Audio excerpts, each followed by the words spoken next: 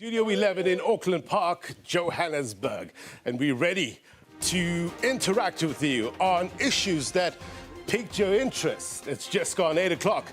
It's Topical starts right now.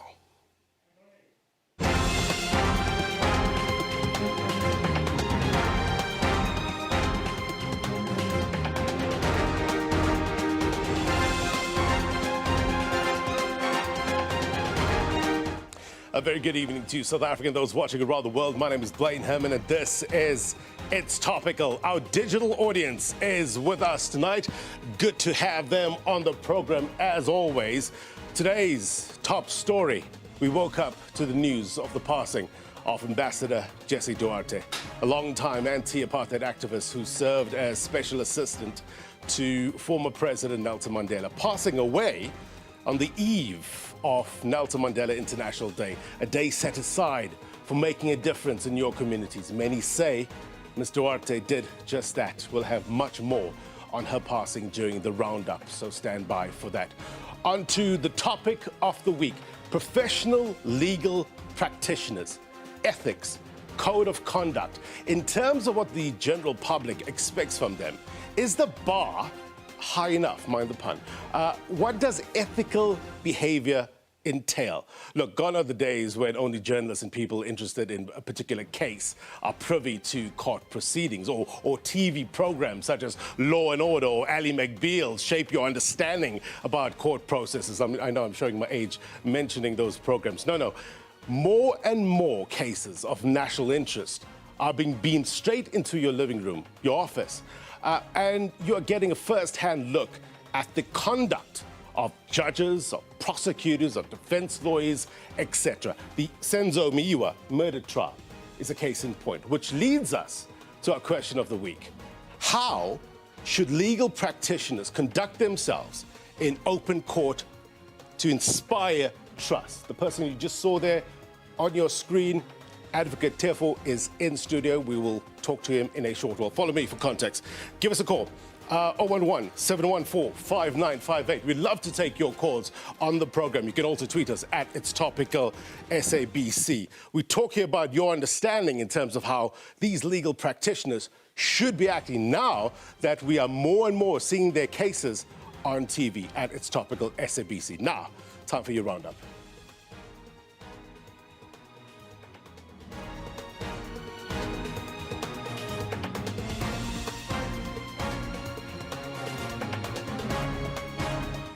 Of the day, let's take a look at the most topical story of the day. The late ANC Deputy Secretary General Jessie Duarte has been described as a pillar of strength for the ANC and a woman who fought for a just and non-sexist society. Now, President Cyril Ramaphosa delivered the eulogy during her special official funeral, Category 2, at the West Park Cemetery in Johannesburg earlier today. Ramaphosa described her as a faithful, dedicated, and fiercely loyal leader of the African National Congress and a champion for the equality of women. Duarte lost her battle with cancer at the age of 68. Now, with regards to the topic of the week, you know by now that this show gives you a voice as we reflect on the big stories of the week. Tonight's Word on the Street feature is about Advocate Malesela's withdrawal from the Senzo Meyiwa murder trial. So let's hear from people at Church Square and outside the Pretoria High Court, where the trial is being heard.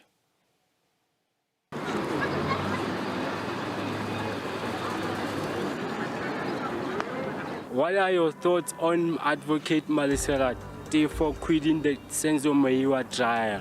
Teffo can't just decide to quit the case out of nowhere. I really believe it's a cover-up and somebody's being protected and the advocate is being threatened because he might have the truth about it.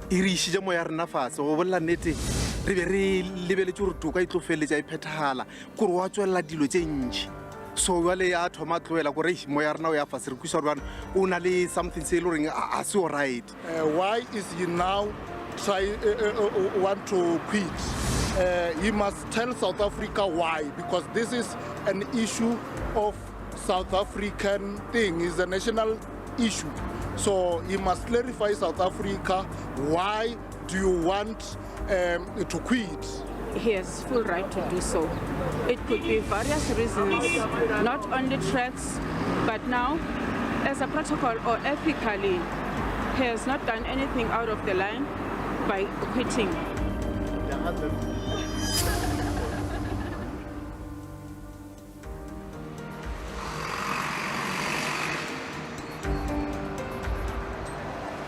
The advocate said about the president being part of a cabal, for me is nonsense. I don't think that the president orchestrated this matter. We need to then go and try and understand where was the intimidation coming from, and is what he was saying in the proceedings, is there any truth to it? These are serious accusations and claims, so if investigations are made, we can have ethical evidence to prove on which party is right and which party is wrong. Advocate, therefore, I support him, I fully support him. Whatever he's saying because he knows what is going, and then he has been on the industry for a long time. Advocate, therefore, we are behind you.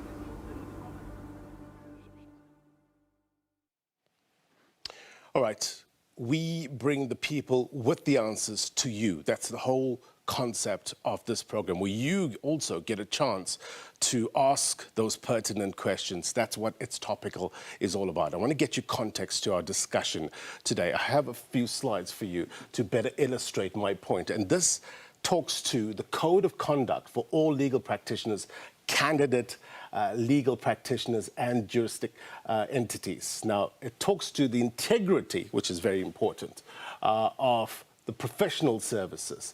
And it says, with regards to taking reasonable steps to avoid, a legal practitioner and a firm shall take reasonable steps to avoid and prevent any reasonable suspicion arising that the integrity is compromised in any respect. It goes on to say, performing acts in personal or professional roles or both, meaning whenever a legal practitioner performs any act in a personal capacity, which is ostensibly of a professional nature, they shall not permit any confusion to exist about whether they are acting in a personal or professional role or both. So that needs to be cleared. And the third one deals with withdrawal. A practitioner, a legal practitioner, shall, when a client gives conflicting instructions or attempts to retract earlier instructions, withdraw from the matter if continuing to act for the client would cause unavoidable embarrassment to the legal practitioner. It goes on to say, to this next slide, it talks about the issue of a legal practitioner who shall, in the composition of pleadings and of affidavits, rely upon the fact given to them by the instructing attorney or client in doing so, and this is very important, shall not gratuitously disparage, defame, or otherwise use invective, which basically means insulting, abusive, or highly critical language, and shall not recklessly make averments or allegations unsubstantiated by the information given to the legal practitioner. So basically that in a nutshell gives you context, right? What the code of conduct says, in part, legal education, morality, principles concerning the distinction between right and wrong or good and bad behavior. When this is balanced with the rules of the profession's legal conduct, how does it stack up? Let's bring in the better minds and let's bring in the legal mind in this respect. We are joined by Dr. Llewelyn, Curlewis, a senior lecturer at the University of Pretoria. Doctor, good to have you on the program. Firstly, to the question of the week, what we're asking the viewers, how does a legal practitioner need to act in open court now that we are seeing these proceedings in order to inspire trust? Thank you, and good evening to everyone listening and attending to this tonight's interaction with one another. It's a pleasure to join you. Well, I think you made it very clear from the outset that the Legal Practice Act, Act 28 of 2014, is a very specific regarding the ethical principles and rules of conduct regarding the code that is applicable to all legal practitioners. And this includes attorneys as well as advocates. Right.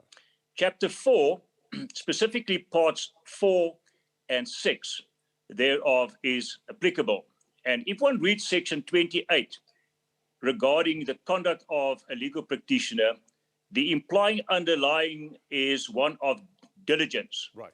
A legal practitioner must observe the law. The provision specifically in Code section 3.3.3 is very clear under the general heading that stipulates that a legal practitioner must refrain from doing anything in a manner prohibited by law or by the code. What does that mean? In practical terms, Doc, what does that mean? It means a person must act respectfully. He must act in the best interests of his clients, but always without insulting or demeaning behavior towards either your co-counsel, the court, the presiding officer, or for that matter, the state and the prosecutor involved. In other words, the highest integrity is required from a legal practitioner to be regarded as fit and proper to practice as such. That is in short. Right. Is respect subjective? What I mean is that does it depend on who we're talking about here, or are there set rules in terms of how to act in court? Yes, of course. We've got trite law. We've got case law over more than a century that stipulates exactly what is the requirements for a practitioner to perform and how he should conduct or she should conduct herself or himself in an open court. So this is not as if it's new. All legal practitioners, not only during their years of education at university, but also during law school and even during your pupillage. Right. This is one of the topical subjects that you will actually write an exam on to test your knowledge and ability to perform in accordance to the rules of conduct. So this is nothing new. It's strike law. Right. We have our digital audience here tonight. You can see them on our video walls, a number of them. So my suggestion, if you have a question for any of our guests, please put your hands up. I think that will be the best in order to get to you first, because we have a number of people, limited time. With regards to, Doc, help us understand the system better. The need for cooperation between police, between the judiciary, defense lawyers, state, etc., etc. It needs to happen. But who is responsible for that? Is it the prosecutor's duty, or does that duty lie with the presiding officer of the case in order to get this cooperation going? Yeah, what usually happens is there's a distinction to be drawn here between the plead stage and the one that requires interaction after the accused have pleaded to a charge. Before you have pleaded to the charge, then the prosecutor or the state is what is known as dominus litis. It means that they are in charge of the proceedings and they are responsible to get the proceedings rolling in court, that things can start and start off expeditiously and continue. Once the accused have pleaded, then the presiding officer, whether it's a magistrate or a judge, will then take the responsibility upon him or herself to take over the course of the proceedings. And in actual fact, will manage the court case going forward up to conclusion of the matter in the trial court. All right. So that is the distinction that must be drawn. 011-714-5958 is the number to dial. Let's bring in our digital audience now. Let's start off with Malesela. I know we have a number of students as well. Malesela, if you can unmute, with regards to the legal education that is currently being given to law students, and given the practicalities on the ground, be it, you know, in front of cameras, the proceedings are being beamed to a national, international audience. Do you think the education is on par with what's currently happening, the state of play? Hi, this is Malesela from the National Forum of Advocates. I think that it's sufficient, but also another thing would be that some things are just common sense, the manner in which you should conduct yourself. I mean, when speaking to a presiding officer, I personally wouldn't use foul language. So, yeah. Yeah. Jolanda, Pretorius, common sense. How do you define common sense? Well, for example, as I say, I wouldn't use foul language. I mean, even when we are going for our first court visits, when we are at varsity, we know when you walk into a courtroom as a legal practitioner, you're going to bow. No, I hear you. There's a manner in I hear which you, you are Malesela. going to address. That question was for Jolanda Pretorius. Actually, I was just going to throw it to her. If you can unmute, jump in, Ms. Pretorius. What do you reckon? What do I reckon common sense is? Well, we know that there is a very high level of respect in any court. I think all the citizens know that, whether you have a legal background or not. And it's just a reciprocal, sense of respect, which was actually mentioned in the court when Advocate Teffo withdrew from the court case. So I think good language, respect to the other person, respect as a human being. That's it. Virti Ture, I hope I got your name right. Jump in on this conversation if you can unmute with regards to do's and don'ts for a legal practitioner. What do you say? Virti, are you there? All right, let's go to Tato. Tato, did you hear the question? If you can unmute. There you go, Tato. Hello. Hi, give us your take. In terms of a legal practitioner and the conduct of a legal practitioner in open court, what would inspire trust?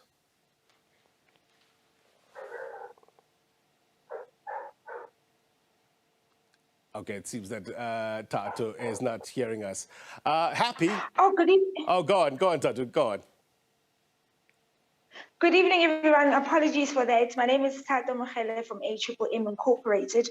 As a legal practitioner, inspiring trust would really involve taking your client's confidence and the general public into your conduct as a practitioner, knowing that, displaying qualities that you know what you're doing and you know how to interact with the court. And, lay people never really know what court proceedings should be undertaken. So as a legal practitioner, to inspire trust to lay people, especially in open court, would involve displaying the highest quality of professional conduct towards, the general public, to your colleagues and to the presiding officer. So if I've gotten your question correctly, Blade, I think inspiring trust would actually involve displaying the highest quality of decorum, highest quality of conduct, not just to the court, but to also your colleagues, basically, within the legal fraternity. Happy, let's get your take, if you can unmute Happy Godi. With regards to your definition of a professional legal practitioner, how do you describe it? Thank you. Oops, you muted again, Happy. Just unmute, Happy. There you go. Can you hear me now? Go ahead. Hello? Can you hear me now? Yes, go ahead. All right. Yes. If perhaps you can just repeat the question for me. Your definition of a professional legal practitioner. A professional legal practitioner for me would be someone that firstly respects the decorum of the court, someone that respects the colleagues in court, someone that is prepared and understands the area of law that is practicing in and is able to represent and protect the interest of their client. Let's go on to my left-hand side and speak to Manoko. Manoko, if you can unmute, what is the pushback or what are the consequences of somebody who is perceived not to be behaving in the right manner in court? What do you think? Hi, everyone. My name is Manoko from Llewelyn Attorneys. What I can regard as pullback or the consequences actually is that when an attorney is not conducting themselves with the prescribed etiquette or is not conducting themselves as a fit and proper person as described by the Act, they can be suspended by the LPC or they can be actually struck off the role as an attorney. Right. Because it is, the conduct thing is, the manner in which a lawyer or an attorney conducts themselves is actually very important, and it is beyond common sense, or it is beyond just conducting yourself, having manners or general manners. It's beyond that, because as a legal practitioner, someone who has passed their boards or someone who is in the noble profession, you are expected, and even the LPC yourself, when you sign the contract with the LPC, you are expected to be able to conduct yourself in a certain manner. And when you do the exact opposite, you can get suspended or get struck off the roll. All right, digital audience, stay with us. Dr. Curlewis, Llewelyn Curlewis is a senior lecturer at the University of Pretoria. We thank you very much indeed for your insight. We're going to take a quick break. When we come back, we're going to speak to Advocate Malesela Teffo as well as the Black Lawyers Association. What do they have to say with regards to the conversation of tonight? Next.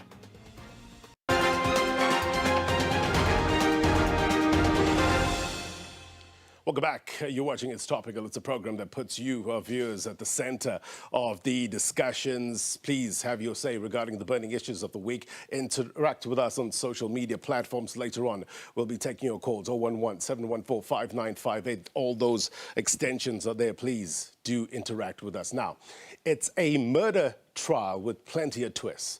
And despite the criticism against Advocate Malesela Teffo's decision to withdraw from the case, Senzo Meyiwa's brother Teffo is less concerned about the latest dramatic court events. This as Teffo's plea to have charges against his former clients now, dropped. He also felt the High Court in Pretoria did not have the jurisdiction to try the matter. This report by co-producer Maheketla Motlape. A high-profile murder case with prolonged major upsets in court and making the headlines for all the wrong reasons. There has been harassment that I should not be part of this case. Defence advocate Malesela Teffo has shocked the court, withdrawing from the Senzo Meyiwa murder trial. Advocate Malesela Teffo says he can no longer continue as he is being harassed by the state. But before he withdrew, a struggle to find common ground. The court has to listen what the parties have agreed upon. No. There is agreement. The court has to direct these proceedings. I cannot hear from the two of you. I have to direct my proceedings the way I know proceedings should run. And you cannot tell me how I should proceed. I should direct those proceedings. It's these visuals that set legal tongues wagging, and Advocate Teffo did not get over it, with a jaw-dropping allegation. On the 28th of April, when I was arrested before your court, Lordship, that was a plan. And the plan was hatched in the office of the president. But the presidency did not hesitate to squash the claim. The entire part is baseless, quite frankly mischievous, and reckless of an officer of the court. Whether he imagines this or whichever way he says it, the presidency was not involved. Advocate Teffo also blamed police and the National Prosecuting Authority. He claimed that the two institutions wanted him out of the murder case. But the state prosecutor did not budge. I don't think it's proper. The people who don't have the opportunity to defend themselves. No, Mr. Valoy, I'm the one withdrawing. Can you sit? Yeah, but you are withdrawing. You are part of the reason why you are withdrawing is because I am part of your harassment. Yes. Yes. And anything else? No. Can I be allowed to say what I have to say? No. May I be excused? Well excused.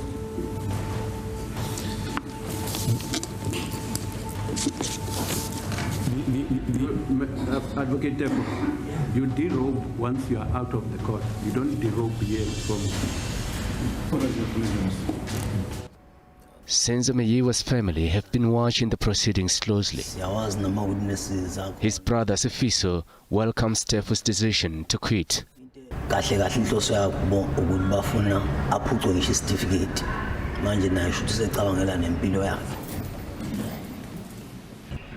Thina sesiyazi ngaloko nje evidence ephelele ukuthi khona umuntu abamvikelayo lapha ngaphakathi. For legal experts, it's the delays that are more concerning, and Teffo is to blame. Roping the president in, the NPA in, without even telling us in which respect they could be now harassing him. And it tells you that now it's a point where we could say that that's a sign of cowardice, because it now prolongs the whole proceedings. And that will also now be for him to be blamed. And questions still remain. Who killed Senzo Meyiwa and what for? 8 years on, answers still remain out of reach. With 4 of the 5 accused now without a lawyer, Meyiwa's family is still without justice, perhaps just for now. Say for how long? The case has been postponed to August the 2nd to allow Teffo's former clients to find new counsel. For its Topical, Amareke Damutlabe, SABC News, Johannesburg. All right, Mr. Motlabe, thank you very much indeed for your reporting. Now in studio, we have Advocate Malesela Teffo, as well as Theo Mapheto, who is the chairperson of the Black Lawyers Association here in Gauteng. We also have our digital audience. Just remember, we have the 2 guests here. If you want to ask any question, raise your hands. I'll immediately get to you. Let's keep it interactive. Gentlemen, thank you very much indeed for your time. Advocate, to you first, sir. You've heard a lot of criticism, not of late. It's been happening since this trial has taken place. No doubt you have those who are on your side. But how do you respond to those who say you are disrespectful and you don't hold a high standard in terms of the decorum within court? Thank you, Blaine. Actually, you've asked the question and answered yourself at the same time, insofar as the critics are concerned. You are built by the critics. They are like the brick. You take it and you build the brick wall or the beautiful house. So the whole of South Africa and internationally, I've got the support. The whole of South Africa. Yes. There's a number of, look, digital audience, if you can jump in. I'll get to you in a short while. Yes. What makes you say that? Because you've heard the criticism, and it's obviously not all South Africans. But when somebody like Julius Malema, who said that he's very sympathetic to the Meyiwa case, but he thinks that you have made this case about yourself, your response? Telling me about Julius Malema, it's a politician. See, I'm a lawyer. I don't have to say much about that because I'll also, firstly, I've seen that clip, and then there isn't Julius Malema responded the way he did. He was asked the question by the journalist, so he responded. As much as he himself being a populist, he responded. Because I wouldn't understand, in the press conference of EFF, what relevancy of the question of the Senzo Meyiwa's case at EFF's press conference? So I'm at court for the Senzo Meyiwa's case. So the bit that I can say Julius Malema should just keep his political work and his woodwork. I'm a lawyer. I'll keep my legal work. If somebody had to I don't have to entertain him that much. If somebody had to push back and say that, well, maybe you acting as a populist, like a populist, what would you say? That's what I'm going to say. I'm a lawyer. What I did, I followed the protocol. Remember, in this case, when I've addressed this before the court, that showed the respect that I had to say, if you are a legal practitioner in a court, and then you have to show the respect to the court of law, you cannot just be absent yourself. I'm formally and officially announced before the court that I'm withdrawing in this case. And the court accepted my withdrawal. There is a reason why I withdraw. I wouldn't just withdraw without the knowledge of the people that I'm representing. We are in concern. We've reached a consensus with the. I've appointed by Senzo Meyiwa as a watching brief on case number. You know that there are 2 cases in this matter. So before I quit on that day, Senzo knew, Llewelyn knew, the younger sister of accused number 4, and the relatives of all the accused. So they knew. This is the decision that was taken. It was a bombshell at the breaking news to the media and other people who don't know. But now, I'm here to put the record straight. I haven't quit. I haven't lost to the Meyiwa case. I've got the attorney. My attorney's got the High Court appearance. So he's the one now who's taking the issue going forward. It's just that the thing maybe that is confusing the people is that on the day that I announced my withdrawal, my attorney was not in court. He was dealing with another matter elsewhere. Oh. Yes, but he knew about that. So there's no change much. So all those who are concerned in this case were briefed before you withdrew? Yes. All right. We had a meeting.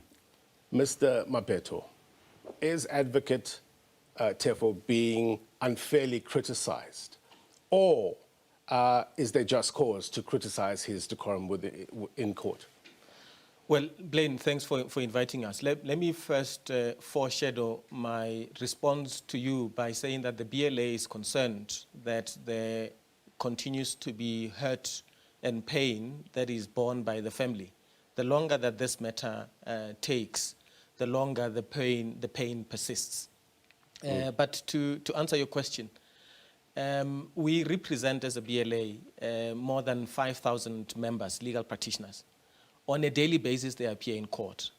We are concerned that the spectacle that we have seen in the Senzo Meyiwa matter has sort of overshadowed the legal profession. We are not at a point where we want to pass judgment on the conduct that was exhibited by Advocate Teffo in court. But we are concerned that the case has been ongoing, and as you know, justice delayed is justice denied. Right. Let's bring in a digital audience. First to Tabang. Let's take Tabang. Question, comment to our guest? Good evening to everyone in studio and the viewers. Earlier you asked a question pertaining to education as to how legal practitioners should hold themselves, especially in public court. My comment is that we are seeing a situation where legal practitioner is jumping on a media bandwagon whereby it's a high-profile case, and the manner in which advocate carried himself in court seemed to be like it does not reflect the education in university as to how legal practitioners should carry themselves in public court. So also, are we seeing a situation whereby Advocate Teffo is being a populist or a celebrity in a case whereby it's affecting people for so long? Yeah. Because it seems like we're not, for a case that has been going on for so long, we not even have finalized one witness. So, because justice must not only be done, but it must be seen to be done. Does he believe that by his withdrawal, which is going to make the case to delay even longer, does he believe that is going to help in this case? Right, I get your point. Virtu, if you could ask your question. My question, good evening. Thank you for having me and taking my question. I would just like to ask Advocate Teffo, there's sort of standard procedure where a legal practitioner withdraws himself. So I want to know why he withdrew himself instead of making an application to remove an application to recuse the presiding officer, and additionally, I got make an application to your line, Ms. Ture, your line is so bad. Your line is so bad, but we get your point. Malesela, to you, sir. Thank you very much. Good evening to your guests. Two issues for me arise. One, the issue that Mr. Mapheto has raised on the delay of the case for Senzo Meyiwa. I want to juxtapose it with the reason why Advocate Teffo has withdrawn. One, Advocate Teffo has withdrawn on the basis that the court is harassing him, the state is harassing him, and the police, including the president, is harassing him. Now, as far as I know, as a legal practitioner, that might not necessarily be a good ground for withdrawal, because harassment from the court is just taking the punches and rolling with them as a legal practitioner. Okay. But two, and the last important one is to Advocate Teffo. My understanding is that he was acting for the 4 accused, and when he withdrew, he said that he will keep the watching brief over for the Meyiwa's family. Yeah. The question is, doesn't he see any conflict of interest in both cases, and especially in relation to the conduct of the rules in terms of the LPCA, where a practitioner cannot represent more than one client in a matter on the same day? Thank you very much. Thank you very much. We'll come back to digital audience to get more questions. Let's get some answers, Advocate Teffo. Firstly, with regards to, are you jumping on the media bandwagon? Is that why you're acting like that in court? Yeah, Blaine, there is this fallacy, and I don't know where is this coming from. In the first place, let me remind the South African who has got the amnesia. The reason the case is in court today, the peace-loving people that need the justice, not only for the Senzo Meyiwa family, not only for the accused that I represent. They say thanks to Advocate P, because I'm the one, the defense of accused 1 to 4. We are the one who make sure that this case come to court. When we came in, we have replaced the legal aid judicators. They were advocates from the legal aid that they since had the case since 2020. Let me remind you, the 5 accused were arrested on the 26th of October 2020. Since 2020, why the case never see the day in court? Every time then the case has to come, it has been postponement. So once we came on the 17th of March, we made sure that the case get into the court. And if you can also remember, we were the one that were pushing that, let the state put the charges on our client, then the case can run. If you had to, you've been pushing for, as you say, a number of years. Why withdraw? That was the question from some of our digital audience. Why did you withdraw? I haven't withdrawn, Blaine. I'm saying... You draw an open court? My attorney, yes, my attorney is got a high court appearance, Mr. Tobani. So when I withdraw, like I said, he was not in court on that day. And it's something that is not a surprise to the family of the accused that I'm representing, to the Senzo Meyiwa of the Senzo. All right, help me understand. So I just want to clarify. Let's take a step back. You did withdraw as defense counsel for accused 1 to 4, correct? Yes, I said that. I announced that in court. So when you say you didn't withdraw, what do you mean? It's a strategy. You know, sometimes you have to confuse your enemies and give them a short-lived glory. So this is a strategy amongst us. As I said, that it's not a surprise. Senzo was talking here. He said, I'm not worried. But ask the question. I'm not worried. Right. So it's a strategy. And you are delaying. You were saying that one of the biggest things for you was the delays in this case. Yes. By you withdrawing, that potentially contributes to a delay, isn't it? No. Let me tell you. I said my attorney, Timothy Tsepo Tobani, is got a high court appearance. The case, if they postpone to the 2nd of August, there is nothing like we want to understand if these 4 people can be represented. They are still covered. They are still represented. Right. The case can go and finalize without me. So the only people that is delaying the case is accused number 5. The reason the case has been postponed today, right, the blame must go to accused number 5. They don't see the wrong of accused number 5. It is a tactical withdrawal. Is that what you say? In terms of our meeting and our consensus. Because what has been happening is that it's true, my clients and the family of my client, including Senzo Meyiwa, they've realized how much I was harassed. I've taken enough. Then we come to the But that doesn't matter, isn't it? Because you're now saying that it was a tactical withdrawal. It's part of your strategy. That's what I'm putting the record straight. So all that, in terms of the alleged harassment, etc., doesn't really matter because you're saying it was a strategy. Is the reason that of that harassment. So now we have to sit down then when the situation is like this... So how does the harassment and the strategy tie in together? We did sit down and said, okay, we sit down, and around this we said, look, this is a situation. Remember, my client, I've even told the court, my client, for accused, 5 times, if I remember very well, giving the instruction that we should bring the application to recuse the judge. I said, no, guys, I've advised against that to recuse the judge. I said, no, this will delay the case.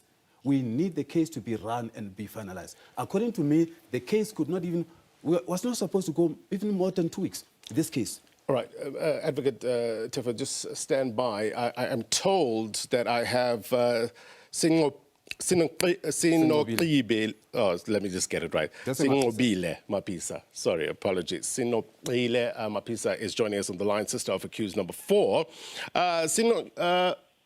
Talk to us with regards to accused number 4. Now that Advocate Teffo says he's withdrawn, has your brother managed to find new legal representation? Oh, hi, and hi to the audience and viewers at home. Yes, Advocate Teffo has never left us hanging or whatsoever. So, yes, we sorted with another advocate.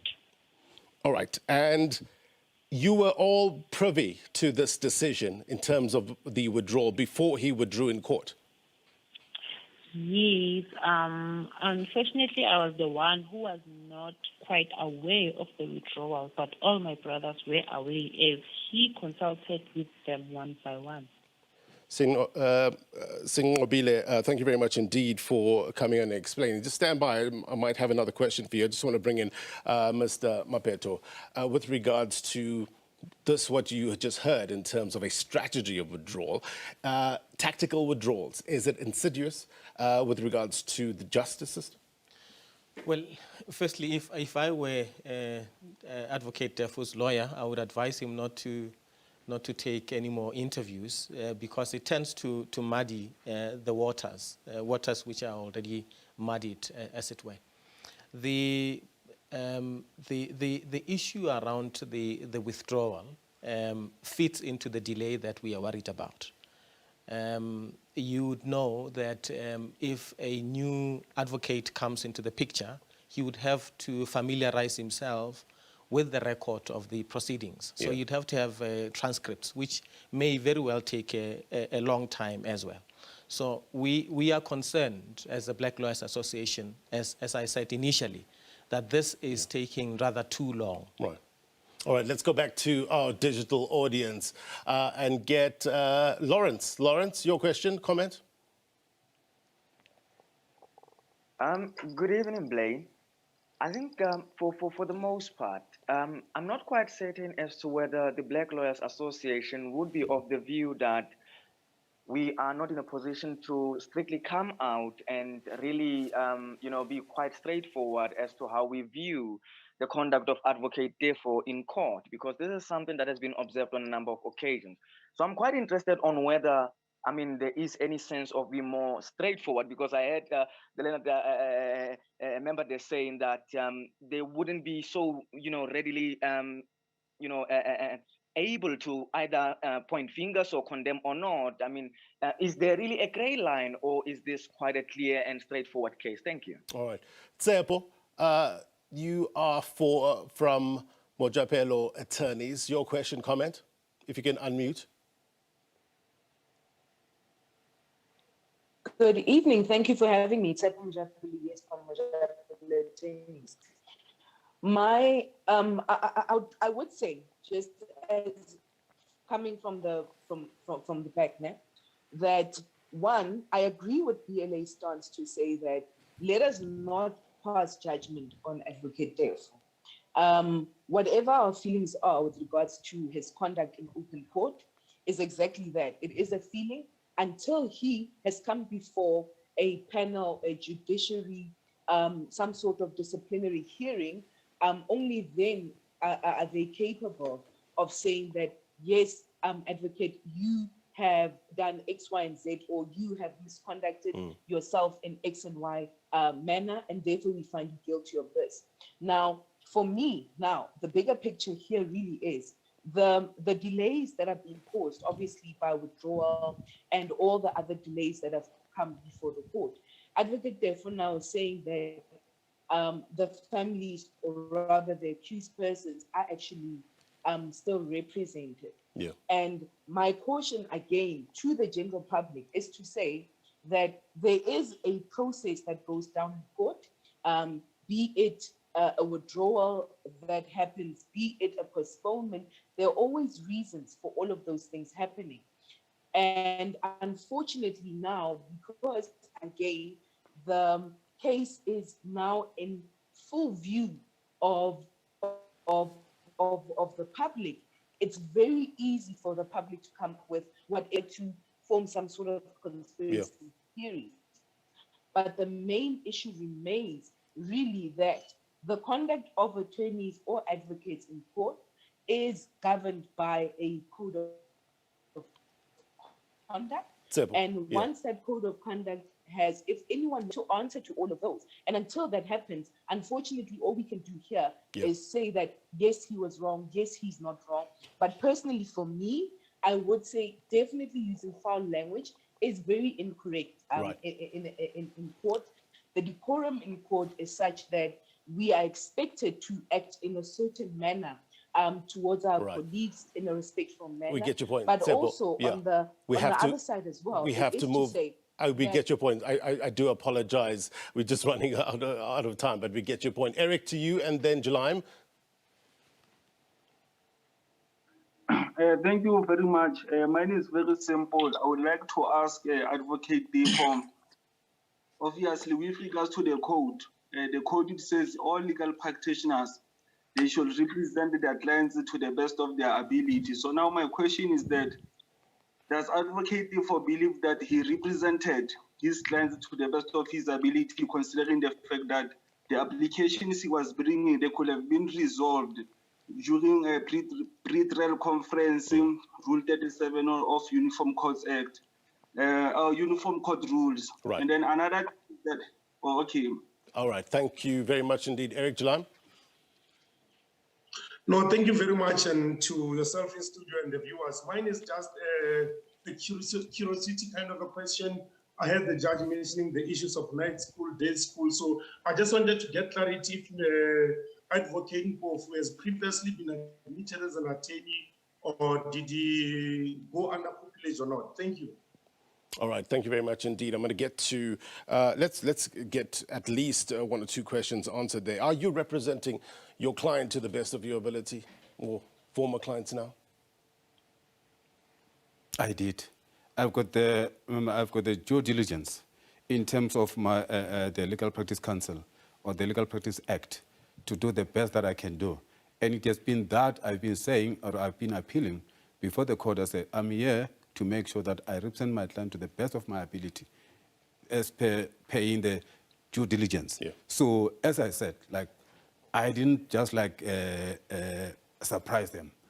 This has been, even themselves, like I said, my clients, they said no. You know, sometimes the way things were going at court, it was not, they were sometimes skeptical about the way the situation was going. Hence, they requested the recusal of the judge.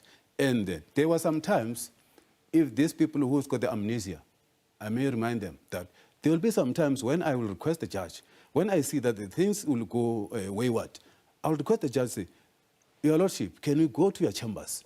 Because there is something that may be happening here, and then we are in the public view here. So, normal, and the judge will refuse. Where on earth have you ever seen when the lawyer said to the judge, Judge, may we please go to the chambers?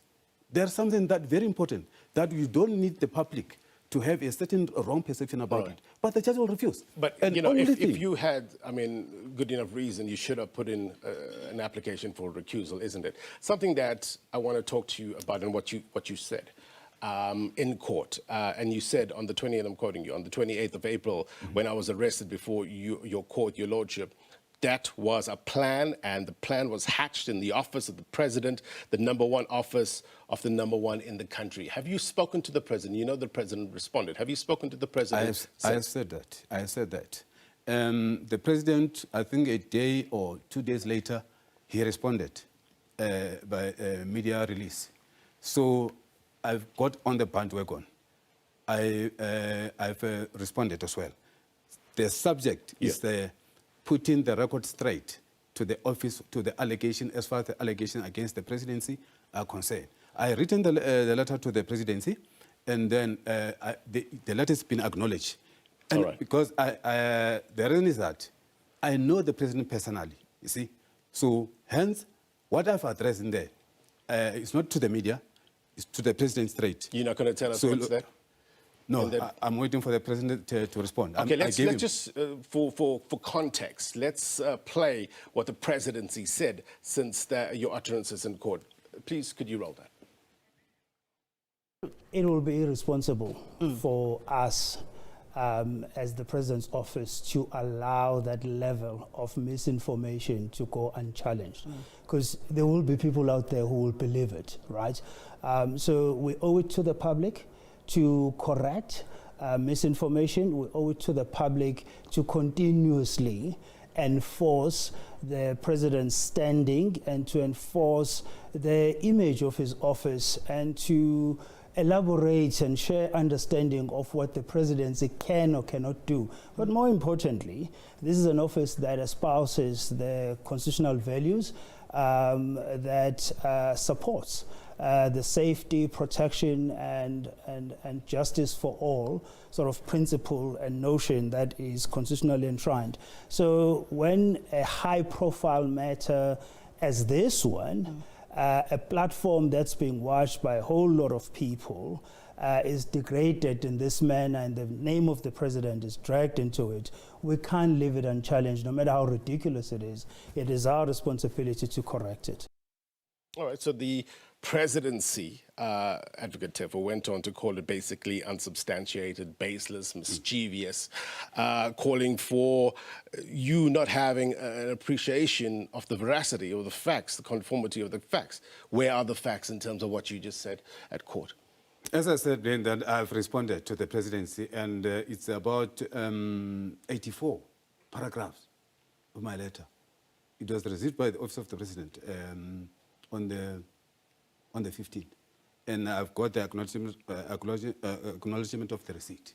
So I'm waiting for the response. I give the president until the 19th, yes.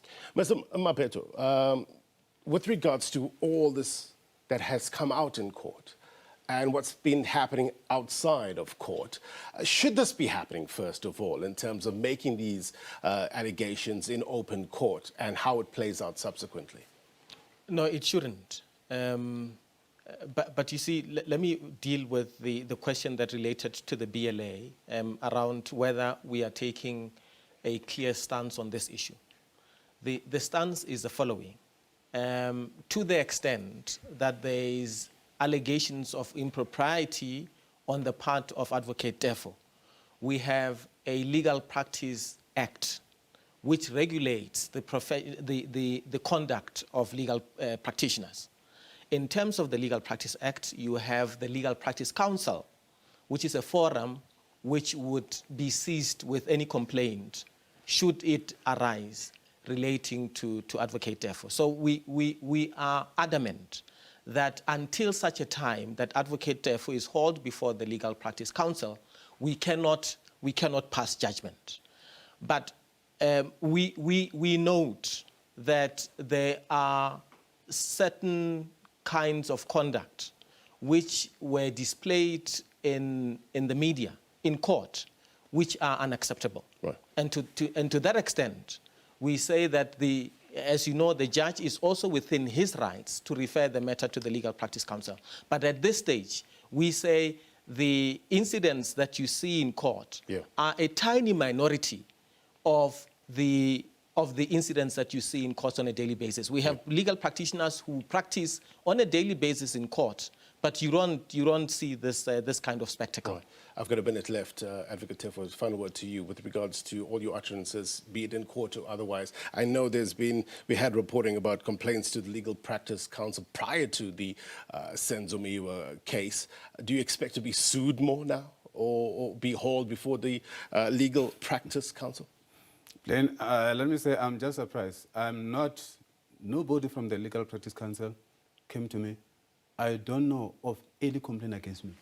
We had reporting, the Legal Practice Councils confirmed that there were a number of complaints predating Senzo Meyiwa trial investigating against you. The allegations relate to unprofessional conduct raised directly with the LPC. That's according to reports. I don't know that. LPC never came to me. I know I'm accountable to LPC insofar as my conduct is concerned as a legal practitioner.